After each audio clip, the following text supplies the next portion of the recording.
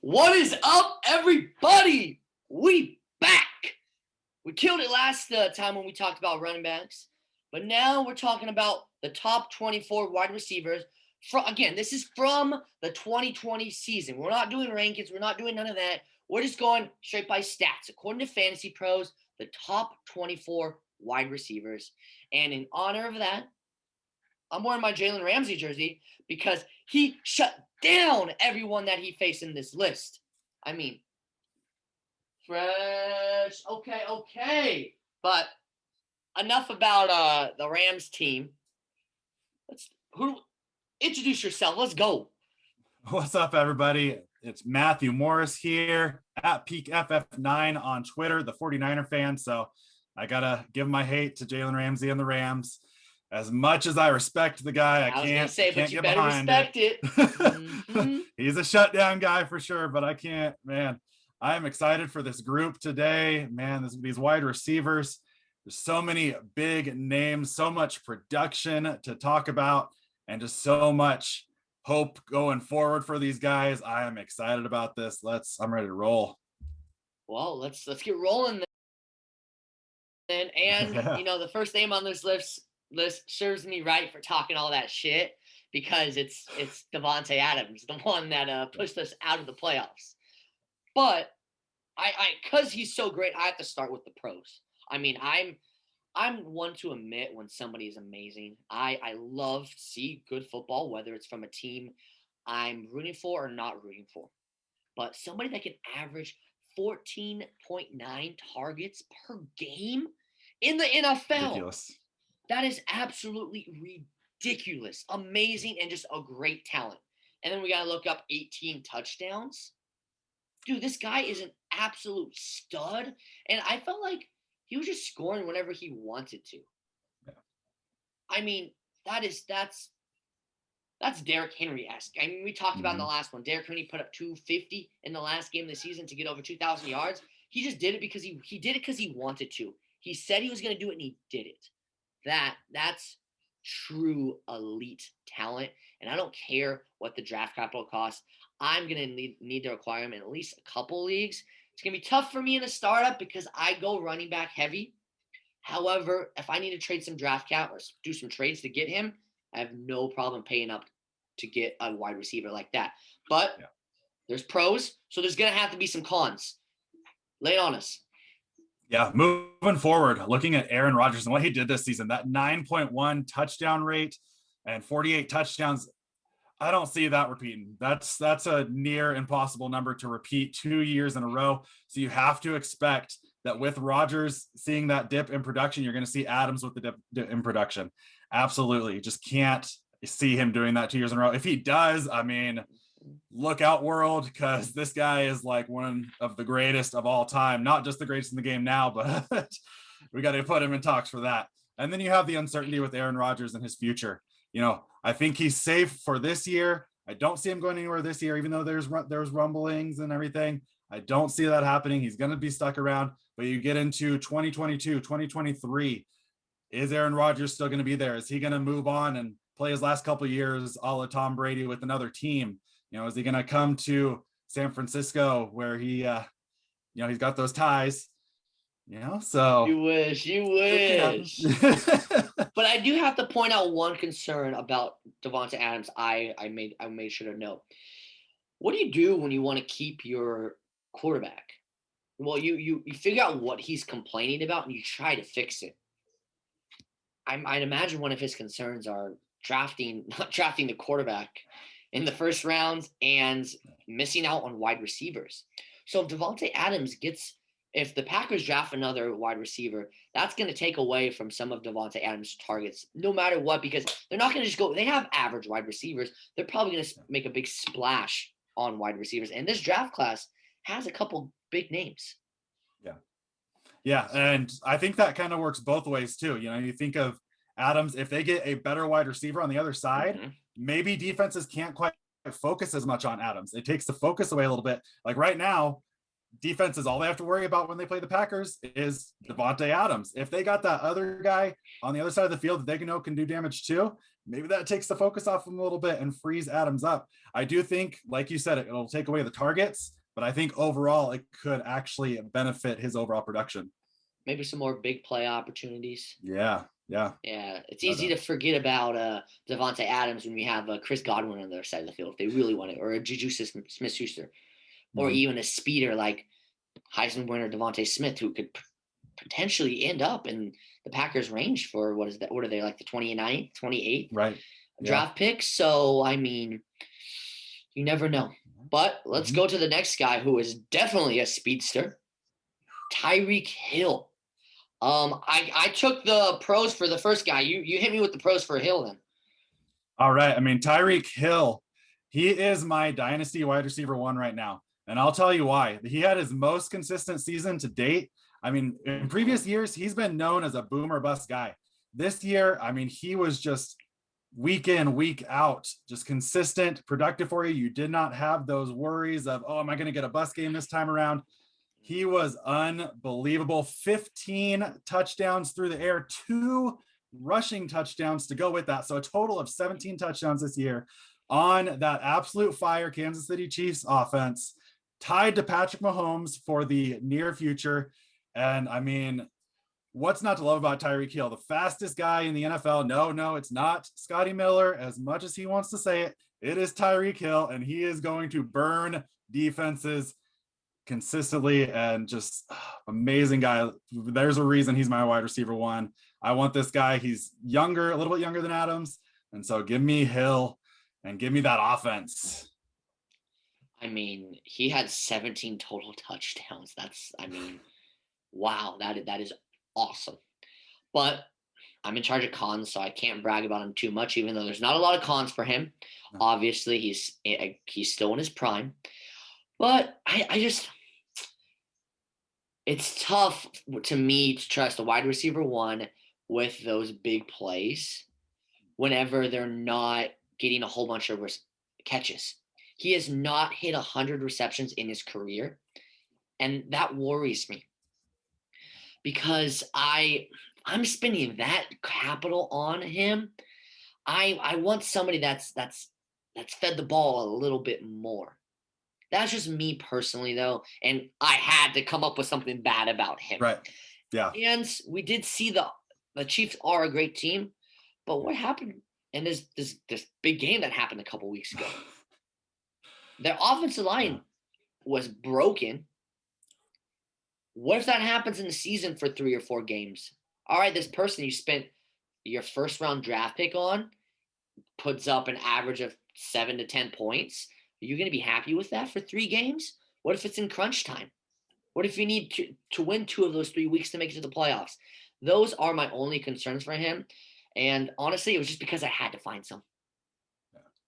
I would say too, when I was looking at him and trying to come up with a con, at first I typed in next to in his con box question marks. I was like, I don't know, man, but you bring up some really good points, the target or the reception total and everything. And I think we also need to address a little bit his past off the field issues. Yeah, did he stay out of trouble this year? For sure. But who knows if or when something else is going to pop up. Yeah. So, you got to talk about those concerns too, not just his on-field stuff, but he's got those character issues off the field. And when he's on the field, he is great. Quick story. Yeah. One of my buddies, one of the leagues I'm in with some hometown friends, I have Joe Mixon, Tyreek Hill, and Antonio Brown on that team. So he's like, dude, you got like the most like off the field issue teams. And my girl goes, hey, your team should be named the parole officers. So I'm the parole officer. Perfect. Just because you never know what's going to go down on that team. Yes. But on to number 3, Stephon Diggs. And I'm going to let you go with the pro again because I definitely have to talk about the cons. All right. Yeah. Man, he joined the Buffalo Bills this year, and you saw a change in him and in Josh Allen both. You saw them take it up to another level, and it was unbelievable to me.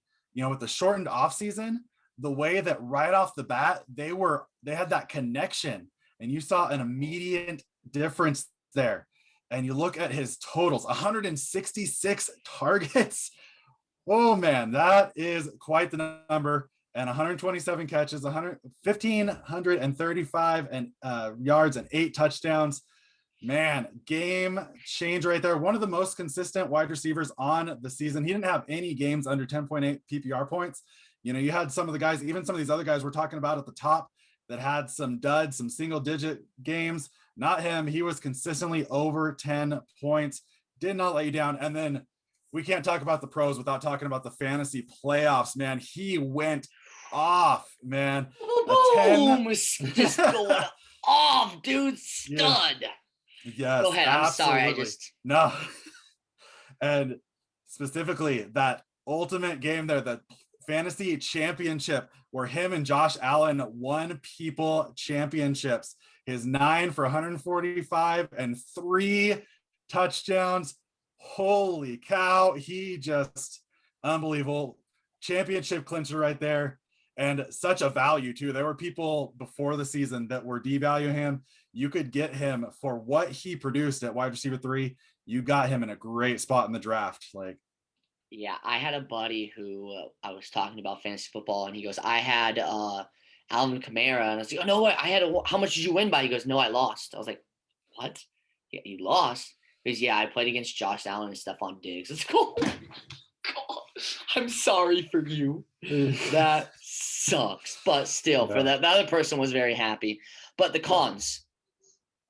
Got one word for you. 27. He's 27 years old, and that's the only freaking con I have. He's not 21. Like, he's not 22. I can't even call that a con. And the reason I wanted to take the con is because I had him low on my draft boards. I mean, wide receiver 3. I wasn't picking him up in the 5th, 6th round. But I'm telling you right now, my con is don't freaking do that next year. Do not. He was a beast. The Bills went out and paid through the ass for him. They paid it all. And that's why I know he's going to do it again next year. Because they're going to give him every opportunity to do it again next year. And he showed us with opportunities, he's going to be the best player on the field.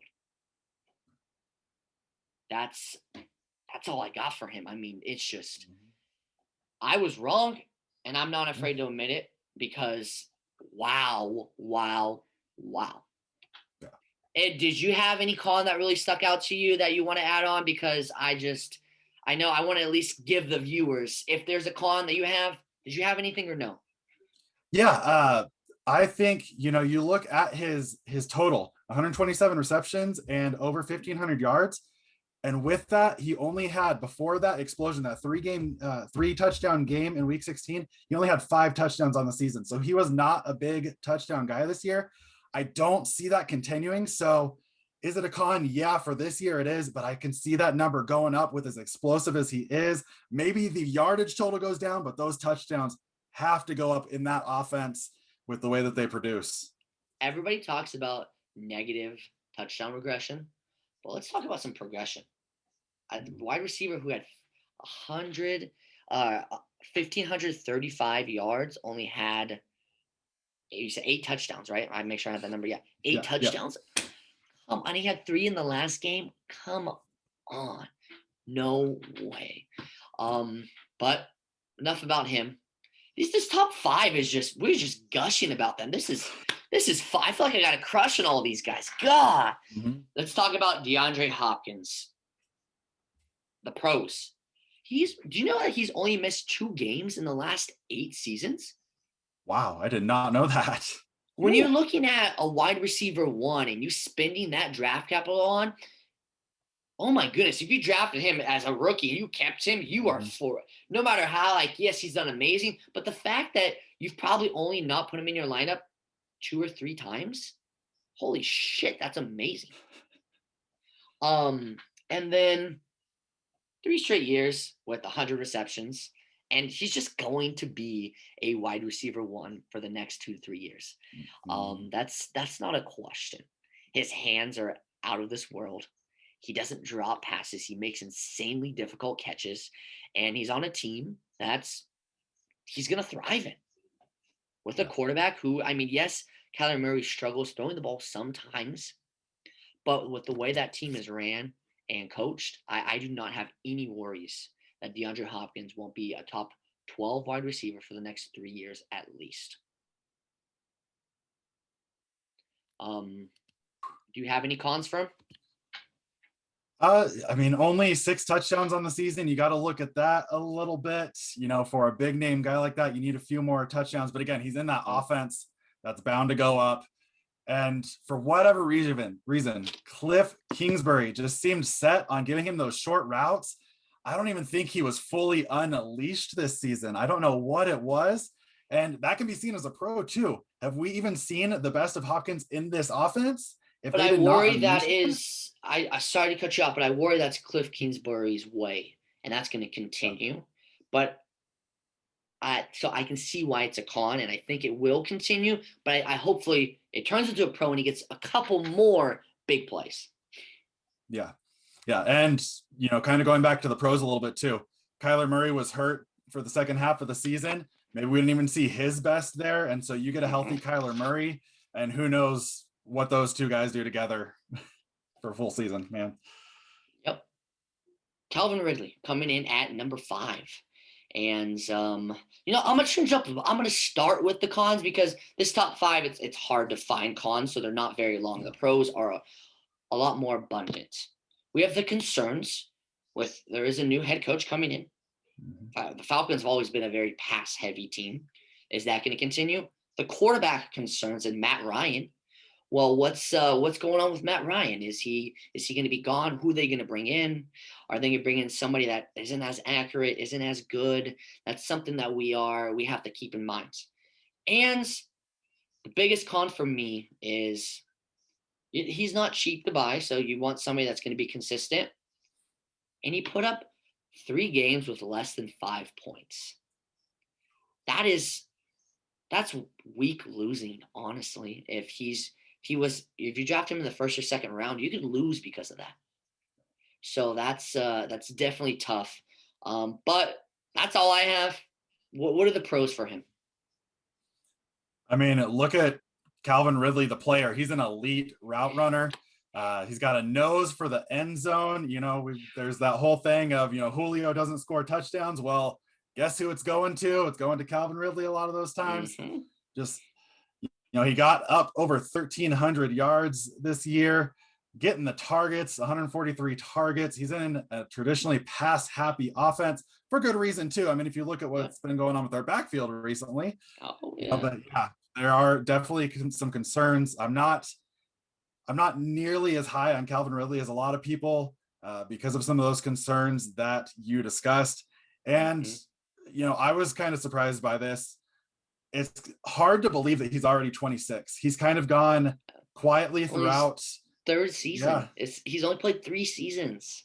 Yeah. So he's young in that aspect, but he's already getting up to 26, and you got Julio still around. So, you know, that kind of caught me off guard. So you got to take that age into effect. But top 5 guy on a pass happy offense, new system. We'll see what they bring in. And I expect Calvin Ridley to be up in this range again for sure. Let me ask you this right now. If you're in a draft, would you draft him as the 5th wide receiver overall off the board?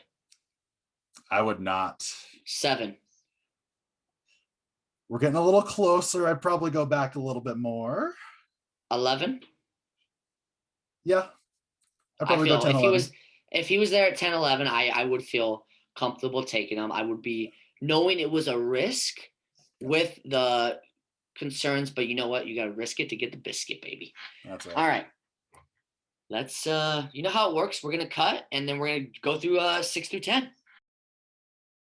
We back. Number 6, Woo! Justin Jefferson. And I'm going to hand it off to my co-host right here. Why don't you tell him the pros about Justin Jefferson for me, please? How many of you out there had him as your rookie wide receiver 1? Oh, man, this guy just came out, and holy cow, did he put up the numbers. 1,400 yards, 7 touchdowns in his first season. 15.9 yards per catch is just insane. He's going to build on that for sure. Young stud with an efficient QB right now. I actually kind of like Kirk Cousins as his QB because he's nice and efficient, but imagine what he can do with a better. You're not gonna like my cons, then. You're not gonna like my cons, but okay, you go. I get you. He's got aging weapons around him. You got Adam Thielen getting older. You got Kyle Rudolph getting out of the way. And pretty soon here, it is going to be, for the passing game, it's going to be the Justin Jefferson and Irv Smith Jr. show. And, oh, man, it's going to set him up so well for the future.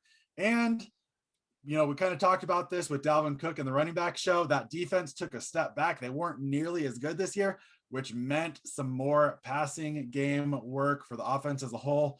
And so that's going to mean more work for this dude. And he's just going to grow. That was his rookie season. That is just crazy. He's got so much room to grow still. It's so awesome. So, all right, I'm ready to hear it. Go ahead and give me your cons. If you remember me talking a second ago about Stephon Diggs, and the one con I had was he wasn't 21. Well, I was thinking about this guy. He is a dynasty dream. But I'm here to talk about cons. And I'm going to start with what I was kind of cringing at. Kirk Cousins is average. Yeah. He has an average QB, and now people know what he is. They're going to have a full year of tape on him in college, or not in college, in the NFL. So I'm concerned that it's just not concerned he's not going to be great, but what he did last year was extraordinary. So I'm just a little bit worried about it, especially on the Vikings. We know it. He is a run-heavy team. That's just the Vikings want to run the ball. I know they had defensive woes, but I think they're going to try to focus on getting that better. That's what this team wants to do. So those are my concerns. But a quick little plug. If you haven't watched it yet, last weekend ago, depending on when this drops, but I pulled out a Justin Jefferson signed rookie card with his patch in it. You know how you're going to be able to find the video? Because he's on the thumbnail. What an absolute banger. Go watch it, because that was a lot of fun. But those are my cons for Justin Jefferson. Anything that glaring sticks out to you?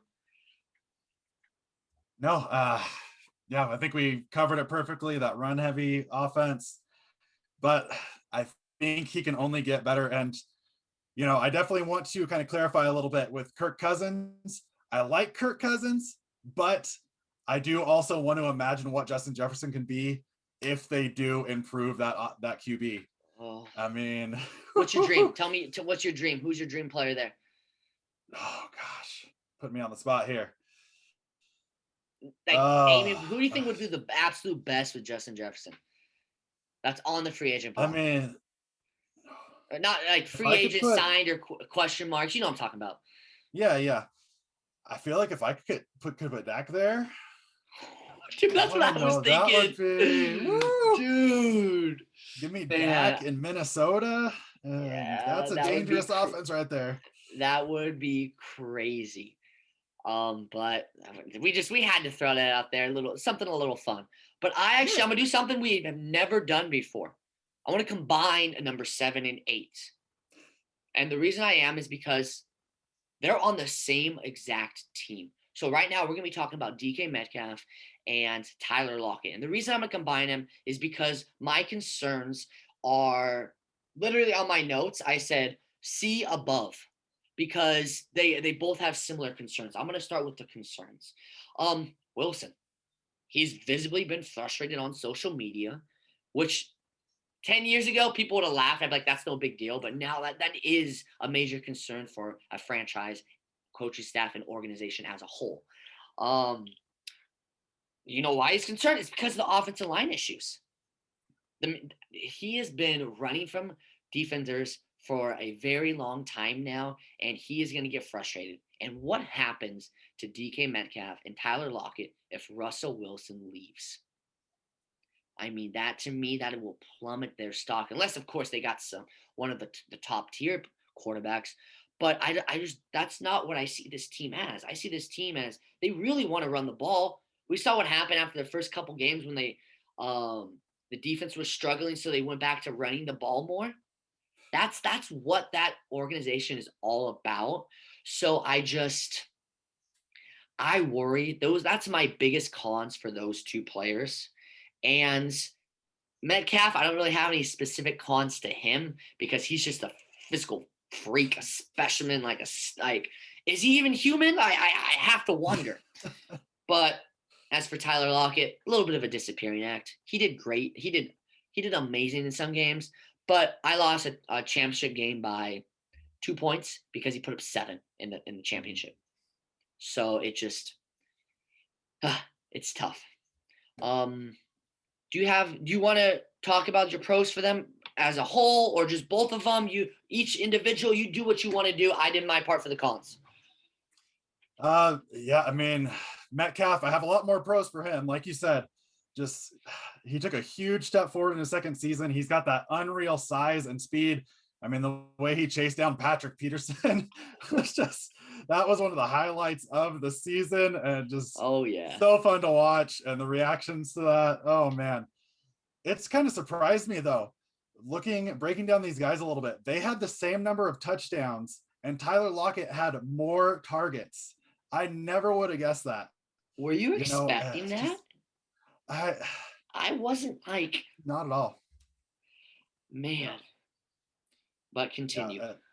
Tyler Lockett, I mean, looking at him, almost half of his production, half of his PPR points came in 3 games.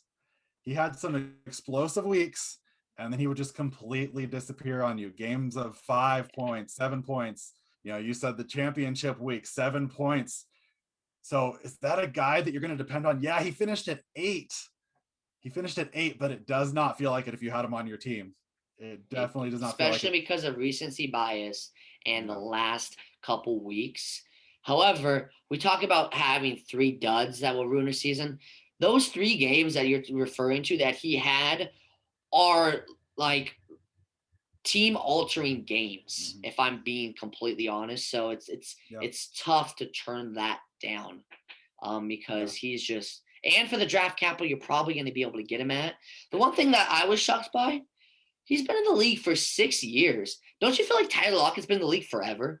Like, I just feel like he's been – like, I think I get Doug Baldwin and Tyler Lockett confused sometimes in my head because I'm like, well, like, he's been there for, like, years. But no, but – I was just about to say, that's all I have about those Doug Baldwin?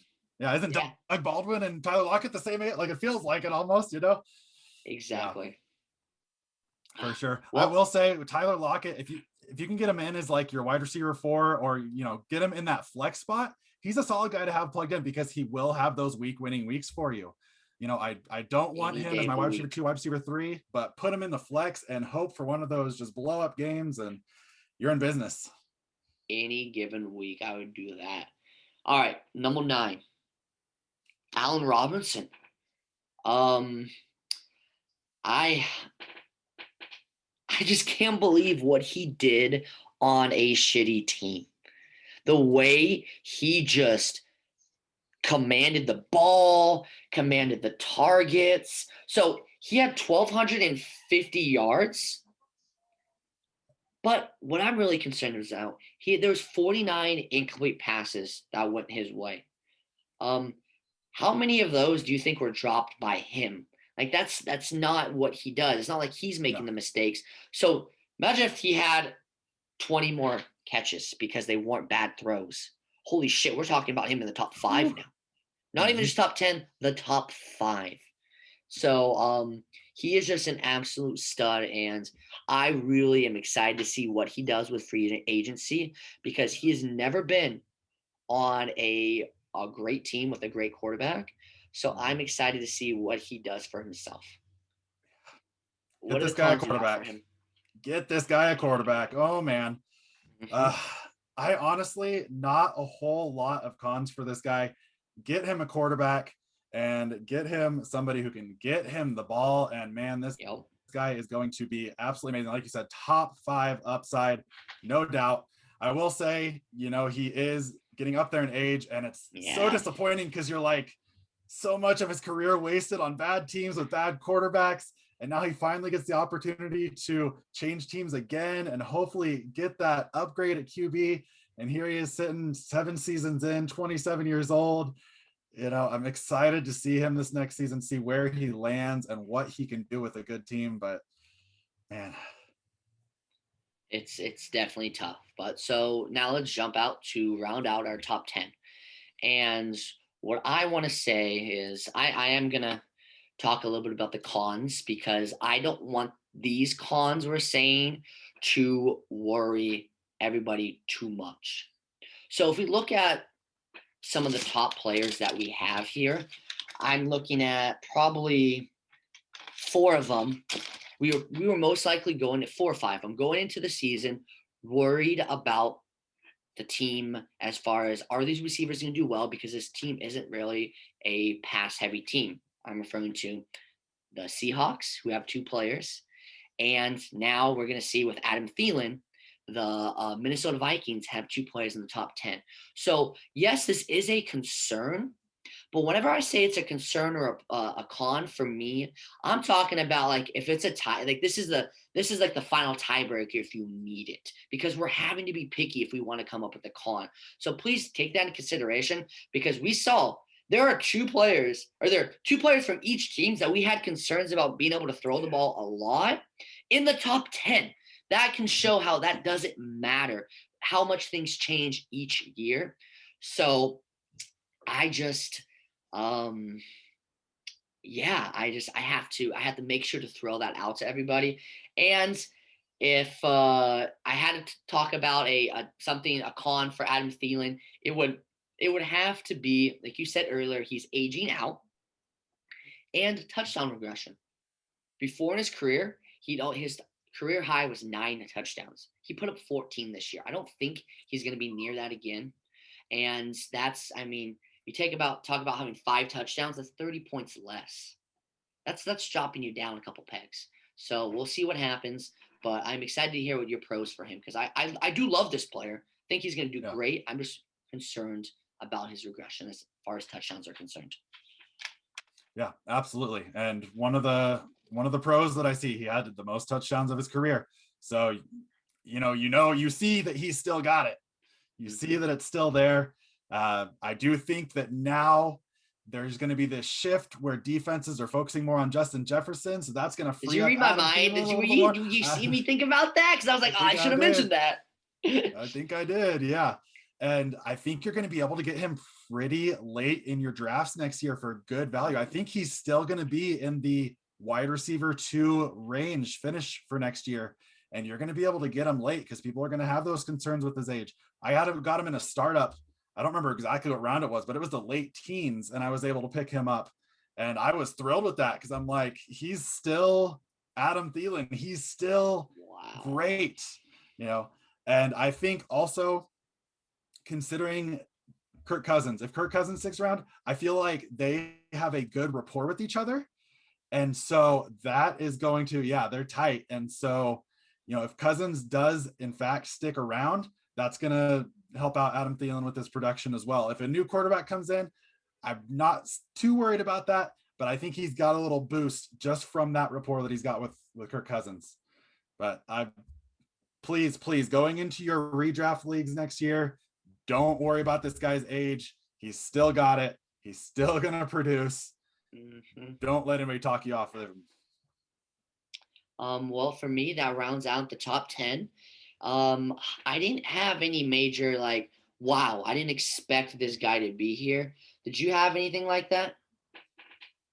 I wasn't expecting Tyler Lockett as high as 8 or him and Metcalf back to back, but I knew about his big boom week, so I knew he was going to be somewhere on this list, but I did not expect to see him at 8. So yeah, I guess I take it back. I was a little shocked that there was, to me, it's something I want to look into, that there was 2 teams with 2 players in the top 10. That's interesting to me. I want to look into it more, but that's not what we're going to do right now. Right now, we're going to jump into 11 through 15.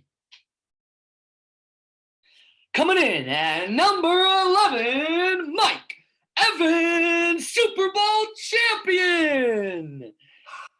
Yeah, crowd goes wild. No, I had to do that intro for him because I don't think he gets enough respect. 7 straight seasons since, he's been in the NFL 7 seasons with over 1,000 yards with everything the Buccaneers have gone through.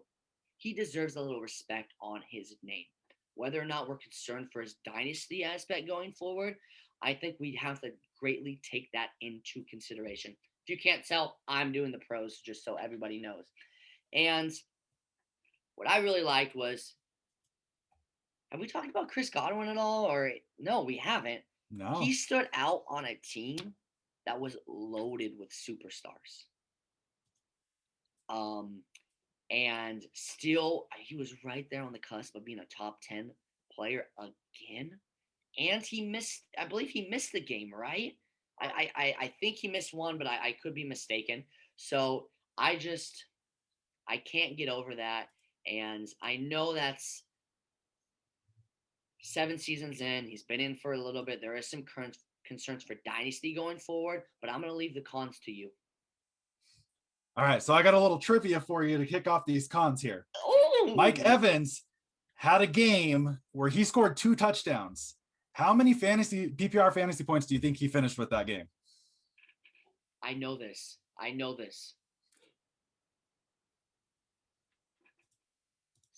16.1. 14.2 fantasy points in a game where 2 catches. He had 2 catches for 2 yards? Yep, 2 catches for 2 yards and 2 touchdowns in week 3. And what? Holy shit. You look at that. If your wide receiver scores 2 touchdowns in a game, you got to be hoping for 20 points at least. No, he had 14.2 points that game. That is ridiculous. And so that opens up my first point. He's got such a low yardage floor. He had 2 games with only 2 yards. He had a 10-yard game. He had 3 games with 40 plus yards in the 40 to 50 range. So, he's got that low yardage floor. So he is really kind of the definition of a touchdown dependent wide receiver. Now, this year, there were plenty of games where he lived up to that, and he had 13 touchdowns on the season. So, does that really knock him down that much? No, but I will say that there was a point in this season where I was kind of off of him. And I know a lot of people too. I remember the Twitter buzz around, Mike Evans is, droppable, trade him, I remember buzz. There was buzz. Somebody said he was droppable in that redraft. I'm not going to name names, but that was a fun Twitter controversy. Do you remember last year when he struggled in the beginning of the year as well? Like not 2020, but 2019, he significantly struggled. The only reason I remember is because I'm in the league I was talking about earlier. I'm with my little cousin. He drafted him, and he was trying everything to do to trade him. But of course, he ended up bouncing back and exploding. But that's what you have to worry about with Mike Evans. Yeah. But he's still a great player to put up 7 consecutive years of 1,000 yards. That is significant. Yeah. But you never know when it's going to fall off, and you don't want to be the one holding the bag. All right. Yeah. Number 12, AJ Brown. I'm going to start with the cons because to me, it's one con. He's on the Tennessee Titans, and the offense runs through Derrick Henry. How much longer that's going to be, who knows? We've seen him do 2+ years of 300 plus carries. Eventually, the wheels are going to fall off of Derrick Henry. We've seen it time and time again in the NFL. We know that's going to happen, but I don't think that's happening next year. He's not at his full potential yet until either they start passing more or he's the sole wide receiver on the team like we saw with Davante Adams. Those are my only cons for him. But they are a big one because we know what the Titans want to do. So why don't you tell me about your pros? Yeah, that's exactly right. Hit the nail on the head right there. But This guy is going to take off even more at some point. He already improved in season 2 in his yards and his touchdowns. And people forget, he's number 12. And so people are going to look at that number 12 and think, oh, maybe he's not quite there yet. But you got to remember, he had those first couple of weeks. He had 8.9 points in week 1, and then he missed the next 2 weeks. If you give him back those second and third week, he's going to be up there in the top 10, probably top 5 range. And this guy's talent is through the roof. He's a guy that I'm trying to acquire anywhere and everywhere I can. I'm so high on this guy. He is a yard after catch machine. A 40% of his yards. Machine. That's right. Yeah, 40% of his yards came on a yard after catch. And, you say that the offense revolves around Derrick Henry. And I think that actually does wonders for the passing game. You look at the step forward that Ryan Tannehill took once he came to Tennessee, and he's found a way to work with Derrick Henry, and they can both have big games. We saw that later in the season. Ryan Tannehill was having big games. Derrick Henry was right there with him. When Derrick Henry was having big games, Ryan Tannehill was there. And so I feel like the offense running through Derrick Henry and Derrick Henry being an elite ball carrier actually helps the offense, because there's going to be that focus there. And Ryan Tannehill is he's efficient. He gets the ball to his receivers, and AJ Brown's the kind of guy you just get the ball in his hands and he's going to explode on you. All right, Matt, just tell me my cons suck, man. Just say it. Say how you see it. Come on, just say it. Just damn. No, but I do want to point out a pro for him real fast.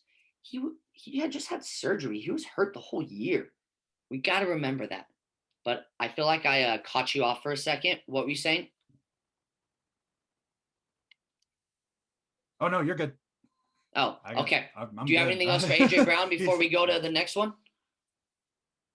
All I got to give a quick shout out to my ranking. He is my dynasty wide receiver 3. Go get this guy where you can. I know a lot of people won't have him that high, but I am being risky with him. I love this dude, giving me everywhere.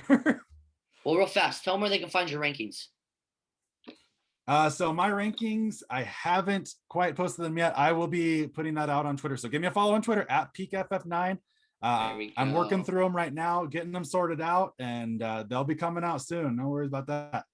Awesome. I can't wait to go through those personally.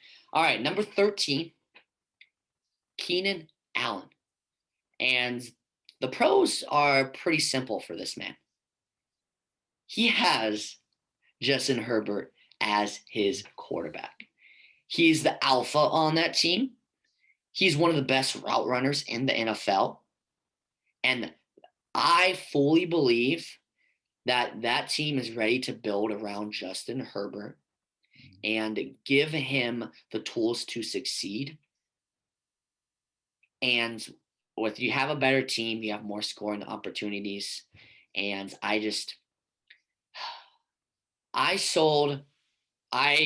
traded Keenan Allen away last year.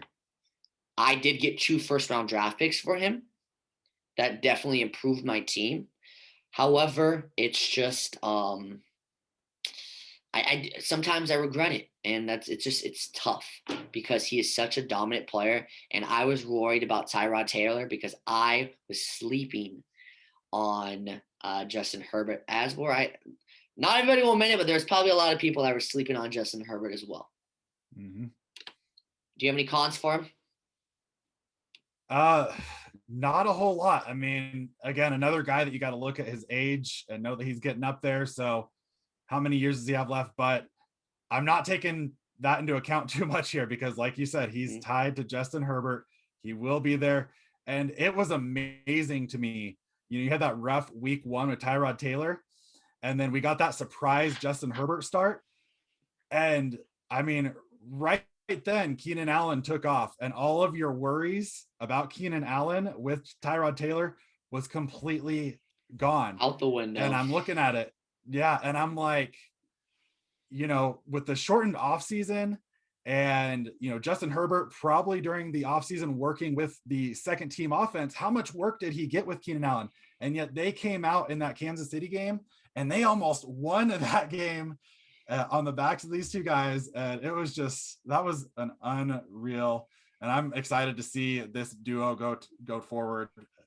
You know, he's 100 receptions, you know, and I guess one con that you can have is he can get a little cocky at times, like when he yells into a camera, "Start me," you know, "Don't bench me," and then leaves you hanging. Yeah, But that hurt for us fantasy owners, but we do like a little bit cockiness with our NFL athletes because once you have that, when you have that, you got the juice, you got that thing, you play better on the field. It's true. It does bite you in the butt sometimes, but you play better on the field when you have that. All right, number 14. This is my team. I can talk about him, pros, cons, whatever you want. So I'm gonna leave it to you. You want to talk about the pros or cons for him? I'll take the cons. All right. Let you talk about your boy. My boy, Robby Woods. Robert Woods coming in at 14. An absolute just I can't even think of the correct word to describe him right now because he's just consistent, dedicated, nose to the ground. He's just a good player. And what I loved is we know the Rams had struggles with the quarterback this year, but he still was able to come into the top 14 and do really well. We know what Cooper Kupp is. They're 1A and 1B. You can put it however you want, but he has that support where he is always going to just be consistent and coming in as a fringe wide receiver 1, high wide receiver 2. That's what you're looking for. That's what you need because this might be your first wide receiver if you're going running back heavy. And that's what you want when you're getting into those formats. But there's going to be cons. There has to be. Why don't you tell them to me? First time this year, first time in 3 seasons, not reaching 1,000 yards. So he was pretty consistently getting up there over 1,000 yards. So you got to see a little concern. I think he was a little less consistent than he was in previous years.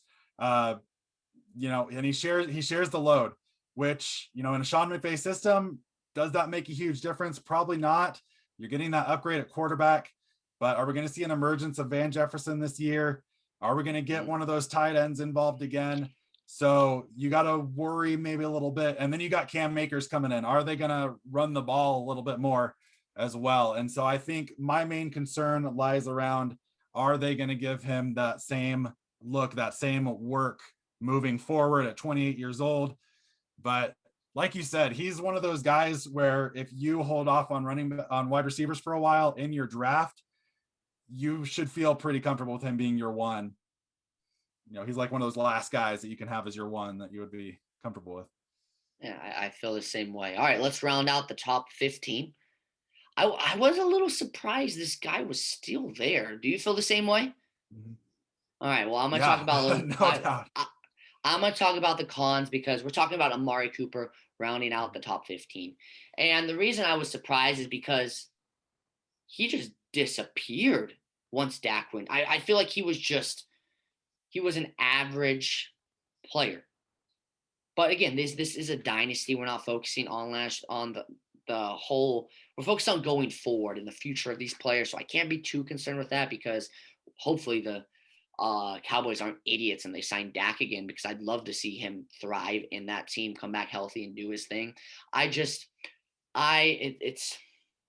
not like that's new for Cooper to disappear. He did it the year before where he blew up in the beginning and then died out at the end. That's something we're going to have to be concerned with him about. And it's something to keep in the back of the mind. Again, if we're talking about going into a running back heavy draft, and this is, you're looking at this, your first wide receiver, you want somebody consistent. And I worry about Amari Cooper for that because when he's on, he's on. But if he has offensive line struggles and quarterback struggles, he is going to struggle himself. I know you got some pros on him because he is an exceptional talent. Before I let you take over, we do have to mention there's a new face in there, CeeDee Lamb. Michael Gallup's no joke if he's still on the team next year. So we have to be concerned with the workload being shared. What do you got for me? Yeah, I mean, you said it. When Dak went down, There was a bit of a disappearing act, but not quite as much as you think. So he still, even without Dak there most of the season, he still eclipsed 1,100 yards. He was getting the targets. Obviously, he was able to produce, but despite that QB carousel, and you look at weeks 1 through 4 when Dak was still there, that's got to be more indicative of what we're going to see moving forward. You can't expect them, even if Dak isn't back, there's got to be a better QB out there for them than what we saw this year. Yeah. Andy Dalton's fine. He's not it though, but he only had, after Dak, he only had 2 real legitimate bust games. So he didn't kill you except for those 2 times, which those 2 bust games were real killers, 1.5 points and 2.3 points. That's that is bottom of the barrel right there. But you don't sign a guy through 2024 and give him $22 million a year and phase him out of the offense entirely. So yeah, you have CeeDee Lamb coming back, but they're still going to find ways to get Amari Cooper the ball. There's no doubt about that. I feel the same exact way. But like I said, for these wide receivers, I was very happy with who rounded out the top 15. You have to come up with cons because that's what we're doing. And some of them are more far-fetched than others. Yeah. Anything else before we close out this? The top 15, of course. We still have 9 more players. We're not done yet. I'm just saying. Anything on Amari Cooper? Nope. Amari Cooper, yeah, I'm buying him anywhere I can because, heck, some people are devaluing him because of what we saw and because you got CeeDee Lamb. So give me the Cooper. Give me the Cooper. All right. Let's jump into 16 through 20. And we're back, everybody, getting into wide receivers 16 through 19. And there's a reason, that I'm skipping 20 there. We look at this group, this 16 through 19, and then I scroll down and I look through at 20 through 24. So that last group that we're going to go to, and I'm sitting here thinking, for Dynasty especially, I prefer that 20 through 24 group. And so this 16 through 19 group is kind of interesting to me. There's a lot to dive into here. It's going to be interesting digging deep into these guys. It feels a little icky. It's like some of those running backs that snuck into the top 24 that we weren't expecting. This feels the same way. But that doesn't mean we completely hate them. So since you seem to completely hate them, I'm going to let you start off with the cons right now for our number 16, Juju Smith-Schuster.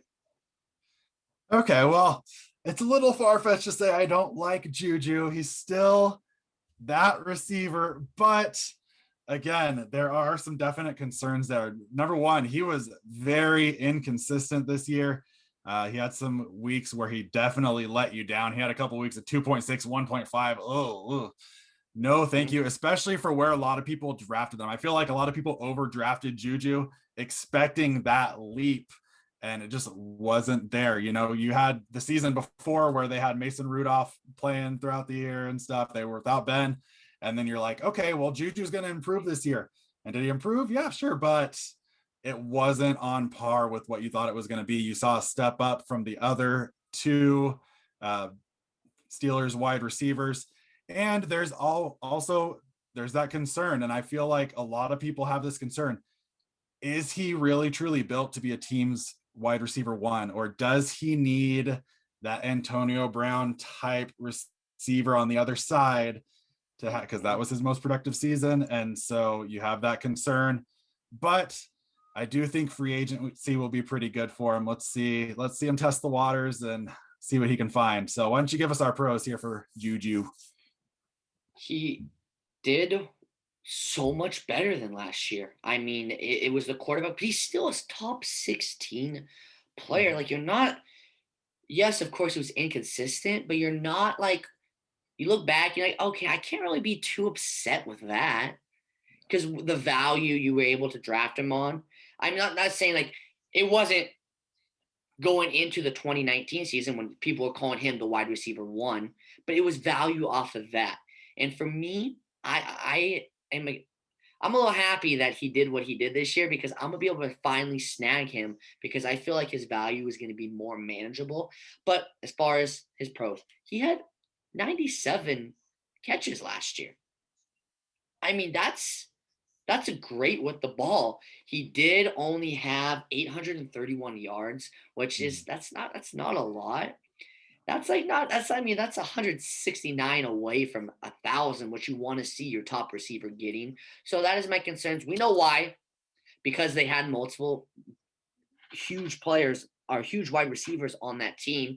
But I am still excited for Juju and the long term value of him, especially in Dynasty, because I think he's going to end up on a team that's going to treat him like he deserves to be treated and be that 1A, 1B type situation. And that's what I think he needs.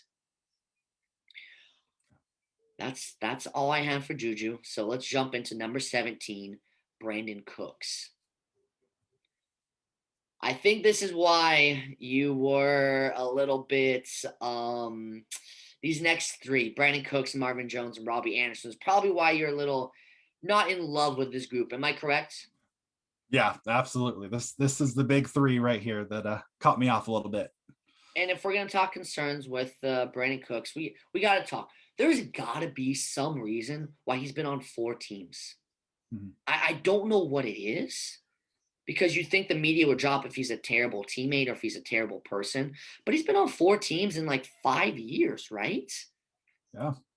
I mean, he was drafted by the Saints, went to the Patriots, then the Rams, and now he's on the Houston. Like, there's got to be something wrong there. Well, maybe it's his concerns with his concussions, but still, put up another 1,000-yard season. Those are my he's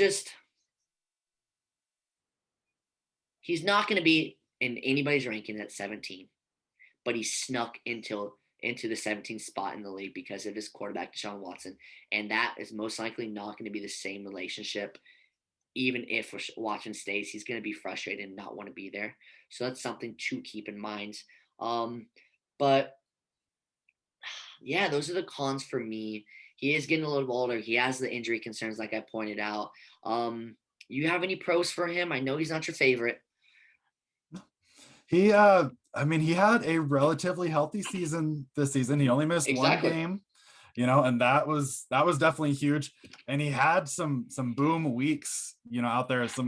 He had a 30.1 point week, a 39.6 point week. That those are week winners. And so that's another guy that I don't mind having, again, as a wide receiver 4, wide receiver 4, wide receiver 5, even, with some of his numbers, even a wide receiver 3 here, he showed that he can be a solid wide receiver 1 for a team, which I don't feel like he was getting that opportunity with the Rams, with those other 2 guys there.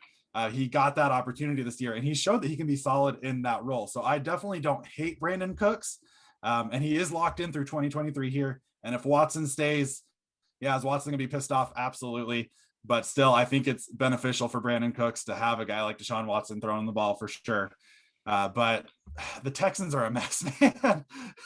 I don't want any of my good players here to be on the Texans right now. Like, that's not where you want your guys to be. Nope, not at all. I know there's not a lot to say about Brandon Cooks. It's a tough to really talk about him going forward with the concerns we do have. So let's jump into 18, Marvin Jones Jr. And I'm not gonna lie, I was all over this guy going into the draft. Just the way he was drafted and the value we were getting from him was just too hard for me to pass up on.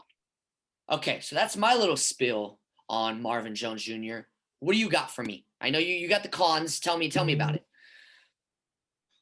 Yeah, he had that bust potential, and you got to think for Dynasty, this dude's 30 years old.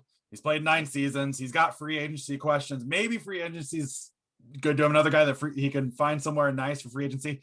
But again, he's 30 years old, and I don't know that, where's this guy going to fit in? But the value that you got on him in drafts was amazing. So a great guy. If you could snag him in later rounds, he definitely got your team in a good spot. Definitely. All right. So there's Marvin Jones. Let's jump to the last one for this. Number 19, Robby Anderson. I'm going to be honest. I almost cut him in Daniel, speak. In anticipation for my rookie draft. It was, I needed to find somebody to cut, and he was almost the one to go. Thank goodness I didn't, because he did really well. I mean, I'm looking at the numbers right now. 95 receptions for 1,096 yards. I mean, were you expecting that from Robby Anderson going into 2020? Not quite those numbers. No, absolutely. No. I thought he did exceptionally well. I would have liked some more touchdowns, but hey, that happens. Why don't you tell me what you don't like about Robby Anderson, or what's your cons for him? So as we saw, he reconnected with his old college coach this year, and we saw early in the season he took advantage of knowing the system. He took advantage of that knowledge. And then as the other wide receivers started to adjust the offense, got used to it, we saw DJ Moore start to get a little more involved. We saw Curtis Samuel get going. And so that production just took a dive. Weeks 1 through 7, he was averaging 16.4 PPR points. That dropped to 11.9 weeks 8 through 17. So that is a significant fall from grace there. And like you said, not a touchdown guy. Yeah. 3 touchdowns on the season. And you got Christian McCaffrey coming back next season. And so, they're going to lean into that a little bit more. And who knows who they bring in. Do they bring Curtis Samuel back? I doubt it. So you have some concerns there with the pieces around him and how they're going to affect his production. Definitely. Well, I don't have anything else to say besides Robby Anderson. So why don't we just finish this off with the 20 through 24? Let's do it. Let's get it. All right. At number 20, we're getting here to the home stretch. Terry McLaurin. And there's some good players in here. Man. Yeah, we're finishing strong right here. Terry McLaurin, 1,118 yards, 87 receptions, respectable numbers despite the QB situation. Listen to these QB names that he had to play with. Dwayne Haskins briefly there. Alex Smith, which I have all the respect in the world for Alex Smith. I love the guy as a 49er. But he's not a top 12 quarterback. He's not. And Taylor Heineke, which again, what he did in that game was amazing. But come on, another guy that you're sitting there looking at, get this guy a quarterback and he will absolutely explode. He had amazing numbers with those quarterbacks. The offense has the capital to improve this offseason. They're definitely going to do that. Step 1, address that quarterback situation. Get another wide receiver to go opposite of Terry McLaurin. And oh man, I mean, this guy, his talent is phenomenal. And he's a guy that, I don't think we've seen his full potential. We've been very impressed with him, but just wait until this offense improves around him. And he is going to be a guy that is going to be a pricey grab here. Definitely. Well, you talked mostly about the pros, so I will go with the cons. You did start a little bit with my main concern. The main con is the quarterback situation. That quarterback was just, that's terrible. That's you can't be a successful team and have that as your starting quarterback. So they didn't make the playoffs with that, but hey, you're not gonna get to the big dance in that fashion. That's my main con for him. If anything, it's his team. He doesn't have really any other concerns. I will say, he's matchup proof. No matter what's going on, he is going to succeed. I agree with you. I do like these last couple names more so than the ones we just talked about. So I'm really excited to even talk about this next guy. Coming in at number 21, Dionte Johnson.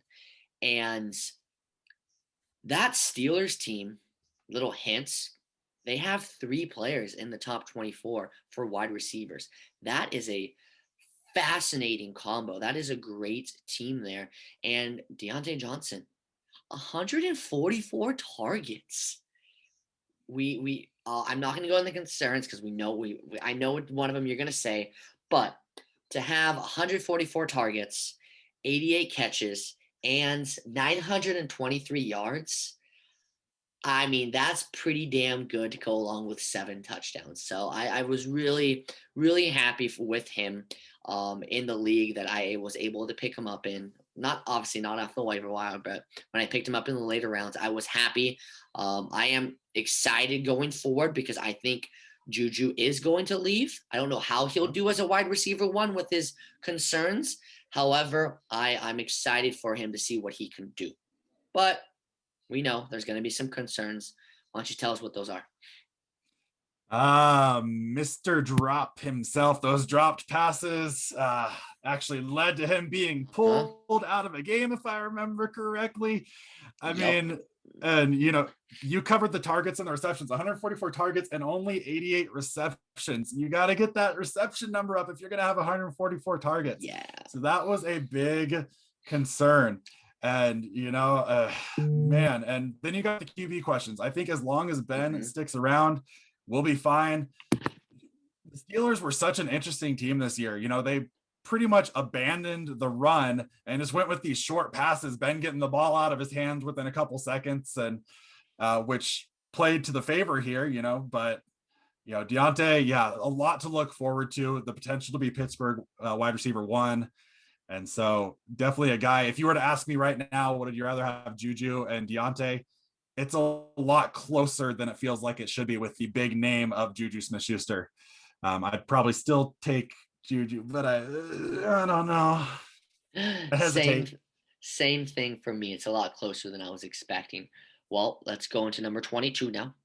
CeeDee Lamb and the concerns. We know what those are. The quarterback and the offensive line situation. The offense did struggle after, but that's all I'm just going to say, because you need to talk about the pros, because this receiver is going to dominate in the NFL. Absolutely. Yeah. 74 receptions, 935 yards, 5 touchdowns in his rookie year, all with this just crappy QB carousel going on here. And weeks 1 through 6. So he started off the season with Dak. He was averaging 16.3 PPR points. That is fantastic start to the season. He was regarded by so many as the rookie wide receiver 1 before the season. And then when Dak left, it went downhill. And so, maybe you can go snag him a little bit cheaper. Now's your opportunity to buy. But one thing that I will say is he had 12 games with less than 70% of snaps. Part of it probably had to do with that QB stuff, but I don't take that as a con, because I see that as room to grow. Imagine if he does get up into that 90% snap percentage and is on the field almost every snap, then you're going to get those numbers skyrocketing. And we all know from college and the combine and everything, he is extremely talented, and we're going to see that blossom before too long here. We definitely will. All right. Number 23, let's end out these Steelers wide receivers. What do you want? Do you want the pro or the con? I will take the pro here. Okay, I'll let you go first then. All right. So first of all, something, pretty obvious here. He was a great value in rookie drafts. You're picking him up in the 3rd round. And then he just had that absolutely explosion. He didn't start off fantastic, but then you get into week 5 and he's got 42.6 PPR points, just exploding on you, showing you what he can do if he's given that opportunity. Juju leaving could definitely increase the targets. Same thing that we talked about with Dionte. And one thing that I wanted to talk about that's kind of underrated, and it's not a big stat, but he had 10 rushes and 2 rushing touchdowns. And so he only had 16 yards. He only had 16 yards on those. But if they're using him in the rushing game towards the goal line, kind of like what we see, Robert Woods had a couple of those too. And so you get a couple of those rushing touchdowns throughout the season, and that's going to boost you up for sure. And it shows that the team trusts you with those opportunities. And then also similar to CeeDee Lamb, he had 11 games below 70% snap percentage. So that goes up next year with Juju leaving, and there's just more room to grow from where we started at. Definitely. My concerns are, if Juju doesn't leave, he's going to be the wide receiver 3 on the team. That's tough to thrive on the team when you're wide receiver 3, even with the team that throws as much as the Steelers. Well, are they going to throw as much when Big Ben leaves? because we're talking about dynasty here. Yes, he's a great player, but we have to take into account that his quarterback should only play one more year if he plays again. And that's what I believe. Those are my main concerns. And I am going to say, stick with your gut with the player, because I was all about him. Then I let the Twitterverse tell me he wasn't going to be very good. And obviously he did better than a lot of people were expecting. No doubt. Yeah. But that's all I have. I am excited for him going forward, so I don't have a lot of negative to say. This other guy, on the other hand, I do have some negative to say. Curtis Samuel. I'm going to start the negative so we can at least end on the pros. He's not going to do what he did next year. He's not. If he's on the team again, Christian McCaffrey is going to be there, and he's going to take all of those. He's not going to have nearly as many carries.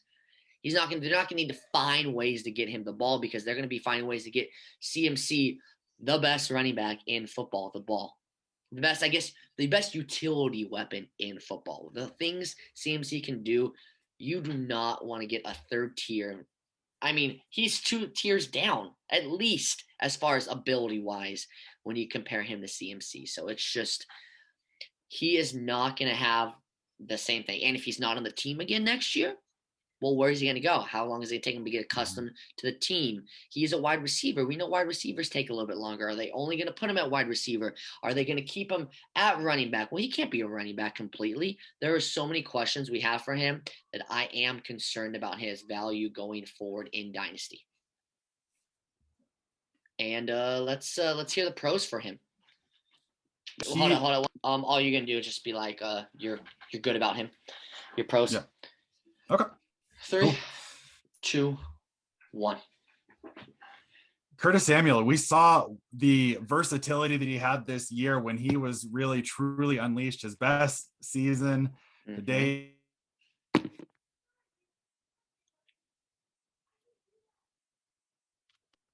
3, 2, 1. All right, and 24, we got Curtis Samuel. He is, we saw him unleashed a little bit this season as he got, like I said with DJ Moore and Robby as he got accustomed to the offense, we saw him really flourish. They unleashed him a little bit, got him involved in the rushing game. He is a true weapon. I think he's a playmaker that's going to make his new team very happy. I think he'll be pretty well sought after. I think there's a few strong teams out there that I've heard ties. Maybe he could land in somewhere like Green Bay, opposite of Devontae Adams. An offense like Arizona would look really nice for him. And if these teams are paying attention, and if these teams are paying attention and saw what he can do and the weapon that he can be, then I think that he's only going up from here. And he's still young. So I'm willing to take a shot on him in Dynasty, pay the price for him. I'll do it. I like that. I don't know if I'm going to pay his current value personally, but if that dropped a little bit, I think because not dropped, I think it corrects. It needs to correct. He is not worth what people are looking for right now, in my opinion. But hey, each to their own. All right, we did it. That rounds out the top 24 wide receivers. All we did, we just broke down pros and cons from the top 24 from last season. Wasn't as many surprises, I would guess I could say, from the running backs, but I feel like wide receivers are usually a little bit more. They have that. You don't really see a lot of people because running back, somebody gets hurt and in the beginning of the year and somebody just jumps in and takes over. But that's all we have for today. I'm Nuggy_Wuggy on Twitter. Give me a follow. Check out the Pregame HQ. And Matt, Indus, tell them where to find you. All right, you can find me at PeakFF9 on Twitter, and I will be repping the Pregame HQ hard and heavy. So give me a follow and let's get going. I'm so excited for this offseason. I was telling him Dynasty trade season is in full swing, and I'm getting into that. So let's go. Yes, sir. All right. Well, I'll let you go. I hope you have a great rest of your day. If you watch it all the way through, thank you. Tell us what you think in the comments.